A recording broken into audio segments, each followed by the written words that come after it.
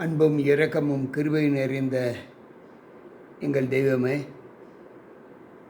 மீண்டும் ஆண்டவரே, உம்முடைய புதிய கிருபைக்குள்ளாய் நாங்கள் அழைக்கப்பட்டு இந்த மாதத்தின் 2வது நாளின் காலையின் ஆசீர்வாதத்தை பெற்றுக்கொள்வதற்கு என் தேவன் எங்களுக்கு பலன் கொடுத்தீர். நன்றி ஆண்டவரே.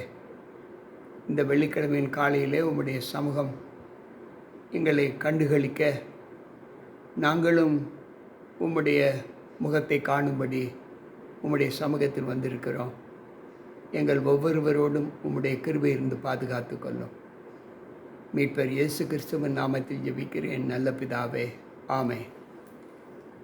அன்பானவர்களே, மீண்டும் கர்த்தருடைய வார்த்தைகளோடு நாம் இணைக்கப்பட்டு தேவ சமூகத்தில் வந்திருக்கிற உங்கள் அனைவருக்கும் இந்த நாளின் காலையின் வாழ்த்துக்களை தெரிவித்துக் கொண்டு கர்த்தருடைய சமூகத்தில் நம்மை அர்ப்பணம் செய்வோம். தேவ கிருபையும் தேவ சமாதானமும் நம்மோடு இருப்பதாக. ஆமென். இன்றைக்கு நாம் பெரிய ஒரு சத்தியத்தை கற்றுக்கொள்ளப் போகிறோம். இந்த சத்தியத்தினுடைய மகத்துவம் என்ன என்பதை இந்த வார்த்தைகளை நாம் வாசித்து முடித்ததற்கு பின்புதான் நமக்கு தெரியும். இந்த லோகத்தில் நம்முடைய வாழ்க்கை எதற்காக அர்ப்பணிக்கப்பட்டு இருக்கிறது? அந்த வார்த்தையின் மகத்துவத்தினாலே நாம் செய்கிற செய்கைகள் அனைத்தும் நாம் தேவனுக்கு பிரியமுண்டாக செய்கிறோமா அல்லது பிரியமற்று செய்கிறோமா என்பதை யோசிக்க வேண்டும். ஆனால் இந்த விறுவிறுப்பான, பரபரப்பான, சுறுசுறுப்பான உலகத்தில் அந்த சிந்தனைகளை நாம் சிந்திப்பதற்கு நமக்கு நேரம் கிடைக்கவில்லை. அவ்வளவு மும்மரத்தோடு நமக்கு கொடுக்கப்பட்ட பணியிலே நாம் ஈடுபட்டு கொண்டிருக்கிறோம். மத்தேயு எழுதின நற்செய்தி நூல் 6வது அதிகாரம் 33வது வசனம் சொல்லுகிறது, முதலாவது தேவனுடைய ராஜ்யத்தையும் அவருடைய நீதியையும் தேடுங்கள், அப்பொழுது இவைகளெல்லாம் உங்களுக்கு கூட கொடுக்கப்படும் என்று சொல்லப்பட்டிருக்கிறது. முதலாவது தேவனுடைய ராஜ்யத்தையும் அவருடைய நீதியையும் தேடுங்கள் என்று சொல்லப்பட்டிருக்கிறது. மனிதர்களாக சிருஷ்டிக்கப்பட்ட நாம் முதலாவது தேவனுடைய ராஜ்யத்திற்கு அடுத்தவைகளை தேட வேண்டும் என்று வேதாகமம் சொல்லுகிறது. அன்பு பிள்ளைகளே, இன்றைக்கு நம்முடைய வாழ்க்கையின் காலங்கள் எப்படிப்பட்டதாய் காணப்படுகிறது? சாலமன் ஞானி ஒரு முறை ராஜாவாக்கப்பட்டதற்கு பின்பு அவன் தேவ சமூகத்தில் கேட்ட விண்ணப்பம், ஆண்டவரே, இந்த ஏராளமான ஜனங்களை நியாயம் விசாரிப்பதற்கு எனக்கு வேண்டிய ஞானத்தை தாரும் என்று கேட்டார். ஆண்டவர் அந்த விண்ணப்பத்தை ஏற்றுக்கொண்டு மறுமொழி சொல்லுகிறார், நீ ஐஸ்வர்யத்தை கேளாமல், ஆஸ்தியை கேளாமல், இந்த ஜனங்களை நியாயம் விசாரிப்பதற்கு ஞானத்தை தாரும் என்று கேட்டீர். எனவே நீ கேளாத ஐஸ்வர்யத்தையும் ஆஸ்தியையும் உனக்கு தருகிறேன். அன்பு பிள்ளைகளே, மற்றவருடைய நலன் கருதி வாழ்வது தேவனுடைய ராஜ்யத்திற்கு உகந்தது, தேவனுடைய ராஜ்யத்தை தேடுவதற்கு சமம் என்று இந்த வசனம் நமக்கு கற்றுக் கொடுக்கிறது. தாவீது ராஜா பாடும்போது 37வது சங்கீதத்திலே அவர் சொல்லுகிற சத்தியங்கள் நம்ம எந்த அளவு பலப்படுத்துகிறது என்பதை யோசித்து பார்ப்போம். 37வது சங்கீதம் 25வது வசனம் இப்படி சொல்லுகிறது, நான் இளைஞனாய் இருந்தேன், முதிர் வயது உள்ளவனும் ஆனேன். ஆனாலும் நீதிமான் கைவிடப்பட்டதையும் அவன் சந்ததி அப்பத்துக்கு இறந்து திரிந்து நான் காணவில்லை என்று சொல்லுகிறார். தேவனை தேடுகிறவர்களுக்கோ ஒரு நன்மையும் குறைவுபடாது என்றுதான் நமக்கு வேதம் கற்றுக் கொடுக்கிறது. கர்த்தரை தேடுகிற பிள்ளைகளுக்கு ஒரு நன்மையும் குறைவுபடாது என்று வேதம் நமக்கு கற்றுக் கொடுக்கும்போது 34வது சங்கீதம் 10வது வசனத்திலே கற்றுக் கொடுக்கும்போது இங்கு ஆண்டவருடைய பிள்ளைகள் ஒரு நாளும் குறைவுள்ளவர்களாக தங்களுடைய வாழ்க்கையில் காணப்பட்டது இல்லை என்று இந்த வேதம் நமக்கு கற்றுக் கொடுக்கிறது. அடுத்து நாம் வாசிப்போம் என்று சொன்னால், மார்க்கு எழுதின நற்செய்தி நூல் 10வது அதிகாரம் 30வது வசனத்திலே ஆண்டவர் சொல்லுகிறார், எந்த நிலையிலும் தேவனுக்கு உரியவைகளை நாம் கண்டிப்பாக தேவனுக்கு செலுத்த வேண்டும் என்று அவர் சொல்லுகிறார். மார்க்கு 10வது அதிகாரம் அங்கு 30வது வசனம் இப்படி சொல்லுகிறது, தேவ சமூகத்தில் வாழ்ந்து கொண்டிருக்கிற பிள்ளைகளாகிய நாம் தேவனுக்கு உகந்த ஒரு வாழ்க்கையினை வாழ்ந்து காண்பிக்க வேண்டும். இப்பொழுது இம்மையிலே துன்பங்களோடு கூட நூறத்தனையாக வீடுகளையும் சகோதரரையும் சகோதரிகளையும் தாய்களையும் பிள்ளைகளையும் நிலங்களையும் மறுமையிலே நித்திய ஜீவனையும் அடைவான் என்று மெய்யாகவே உங்களுக்கு சொல்லுகிறேன். ஆண்டவர் சொல்லும்போது, என் நாமத்தை நிமித்தம் இந்த உலக ஆஸ்திகளையும்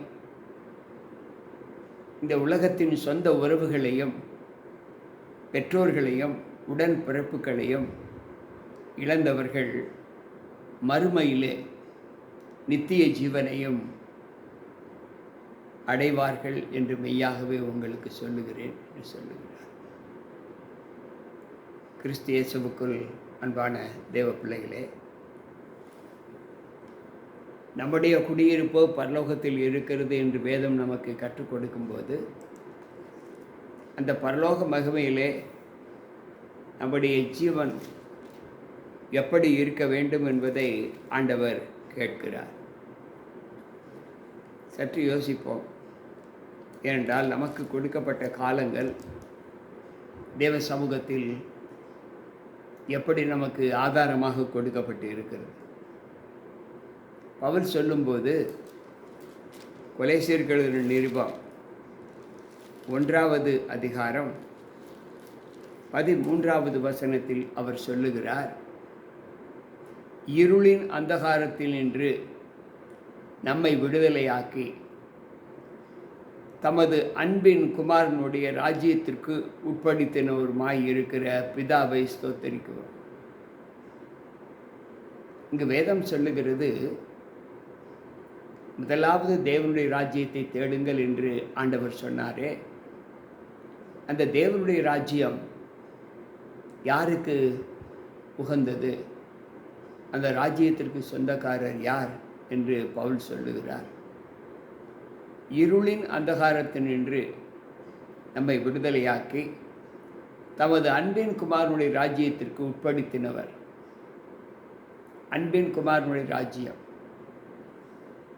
அன்பு பிள்ளைகளே, சற்று யோசிப்போம்.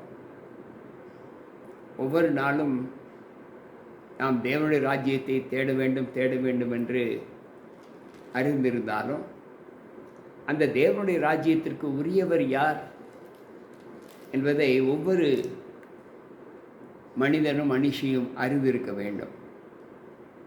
பவுல் சொல்லும்போது சொல்லுகிறார், எபேசியர் 5:5, விபச்சாரக்காரனாயாவது அசுத்தனாயாவது விக்கிரக ஆராதனைக்காரனாகிய பொருளாசைக்காரனாகிய அவது தேவனுடைய ராஜ்யமாகிய கிறிஸ்துவின் ராஜ்யத்தில் சுதந்திரிப்பது இல்லை என்று மெய்யாகவே அறிந்திருக்கிறீர்களே என்று சொல்லுகிறார். அப்படி என்றால் தேவனுடைய ராஜ்யமாக கிறிஸ்துவின் ராஜ்யம் என்று சொல்லுகிறார். இதைத்தான் கொலேசியர் 1:13 வாசித்தோம். இருளின் அந்தகாரத்தில் நின்று நம்மை விடுதலையாக்கி ஆச்சரியமான ஒளியின் ராஜ்யமாகிய அவருடைய குமாரனாகிய கிறிஸ்துவின் ராஜ்யத்தில் என்று சொல்லப்பட்டிருக்கிறது. அன்பானவர்களே, இந்த கிறிஸ்துவின் ராஜ்யம் நம்முடைய வாழ்க்கையில் எந்த மகிமையை நமக்கு கற்றுக் கொடுக்கிறது என்பதை நாம் யோசிப்போம். ஏனென்றால் இந்த ராஜ்யத்திற்குள் செல்லக்கூடிய நபர்கள் எப்படிப்பட்ட அனுபவத்திலே தங்களை ஒப்புக் கொடுக்க வேண்டும் என்று ஆண்டவர் சொல்லுகிறார். யோவான் 18வது அதிகாரம் 36வது வசனம் சொல்லுகிறது, இயேசு பிரதியுத்தரமாக என் ராஜ்யம், இயேசு பிரதியுத்தரமாக என் ராஜ்யம் இவ்வுலகத்திற்கு உரியது அல்ல.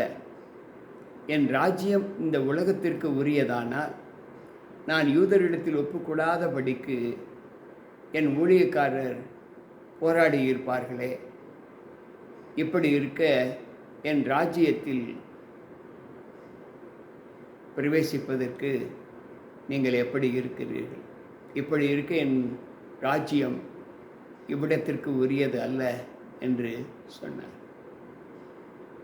பரலோக சிந்தையிலே நம்முடைய வாழ்க்கை இருக்கும்போது இந்த பூலோக வாழ்க்கை நாம் பரலோகத்தில் வாழ்வது போலவே நமக்கு காட்சி அளிக்கும்.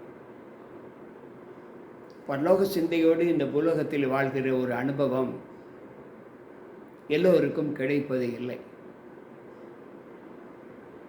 அதில் சிலர் பிரவேசிக்க விரும்பினாலும் அவர்களால் கூடாமல் போகும் என்றுதான் ஆண்டவர் நமக்கு சொல்லுகிறார். சிலர் பிரவேசிக்க விரும்பினாலும் எல்லாராலும் இந்த நம்பிக்கையிலே வாழ்வதற்கு இயலாத அநேக காரியங்கள் ஒவ்வொரு மனிதனிடத்திலும் காணப்படுகிறது. தவறுகள் தொடர்ந்து செய்யும்போது அதை விட்டுவிடுவோம் என்று இன்றைக்கு இப்பொழுது நாம் ஜெபித்தால் அந்த ஜெபம் இப்பொழுது வரை, இந்த ஜெபம் முடியும் வரை நமக்குள் தங்கும். ஆனால் உலகத்தின் பார்வை நம்முடைய கண்களுக்கு பட்ட மாத்திரத்தில் அந்த நம்பிக்கை அநேகருடைய எண்ணங்களிலிருந்து விலகி சென்றுவிடும். மீண்டும் பழைய வாழ்க்கை வாழ எத்தனைப்படுவதை நாம் பார்க்கிறோம். அன்பு பிள்ளைகளே, ஒவ்வொரு நாள் ஜீவிதத்திற்காக நாம் படுகிற பிரயாசங்கள் எப்படி இருக்கிறது என்பதை யோசித்து பார்ப்போம். வெயில் என்றும் மழை என்றும் பாராமல் நம்முடைய பிரயாசங்களை நாம் இந்த உலகத்திற்காக அர்ப்பணம் செய்கிறோம். நல்லது தான், உழைப்பு வேண்டும். ஒருவருடைய கையின் பிரயாசங்களை நான் ஆசீர்வதிப்பேன் என்று ஆண்டவர் சொல்லுகிறார். சம்பாதிப்பதற்கான பலத்தை உனக்கு கொடுப்பேன் என்று சொல்லுகிறார். அவசியம்தான். ஆனால் அதே முக்கியம் என்று நாம் பாடுகள் மாத்திரம் பட்டுக்கொண்டே நம்முடைய தொடர் பணிகளிலே நம்முடைய எண்ணங்கள் இருக்குமென்றால் நம்மை உண்டாக்கினவருக்கு நாம் என்ன செய்ய போகிறோம்? அவருக்குள் இருக்கிறேன் என்று சொல்லுகிறவ பிள்ளைகள் அவர் நடந்தபடியே நாமும் நடக்க வேண்டும் என்று தான் வேதம் நமக்கு கற்றுக் கொடுக்கிறது. ஆண்டவராகிய தேவன் இந்த லோகத்தில் சமாதான வாழ்க்கையை அவர் பெற்றுக்கொள்ளவில்லை. துன்பங்கள், துயரங்கள், மற்றவர்களுக்காகவே தங்களுடைய வாழ்க்கையை அர்ப்பணித்த தேவன் அந்த அர்ப்பணிப்பிலே நாம் பங்கு பெற வேண்டும் என்று விரும்புகிறார். அவருடைய வாழ்க்கை நமக்கு எந்த அளவு தேவ சமூகத்தில் பலத்தை கொடுக்கிறது என்பதை நாம் எல்லோருமே நன்கு அறிந்திருக்கிறோம். அன்பு பிள்ளைகளே, இந்த அனுபவத்திலே நாம் எவ்வளவு தேவனுக்கு சாட்சியாக இருக்கிறோம் சற்று யோசிப்போம். வேதாகமத்தில் ஆண்டவர் சொல்லுகிறார், ஒருவன் தேடினால் மற்றவருடைய பிரயோஜனங்களை தேட வேண்டும் என்று சொல்லுகிறார். அன்பு பிள்ளைகளே, மற்றவர்களுடைய பிரயோஜனத்திற்காக நம்முடைய வாழ்க்கை இந்த பூலோகத்தில் நியமிக்கப்பட்டு இருக்கிறது. அதை கற்றுக் கொடுப்பதற்குத்தான் நம் தேவன் இந்த லோகத்தில் வந்திருக்கிறார்.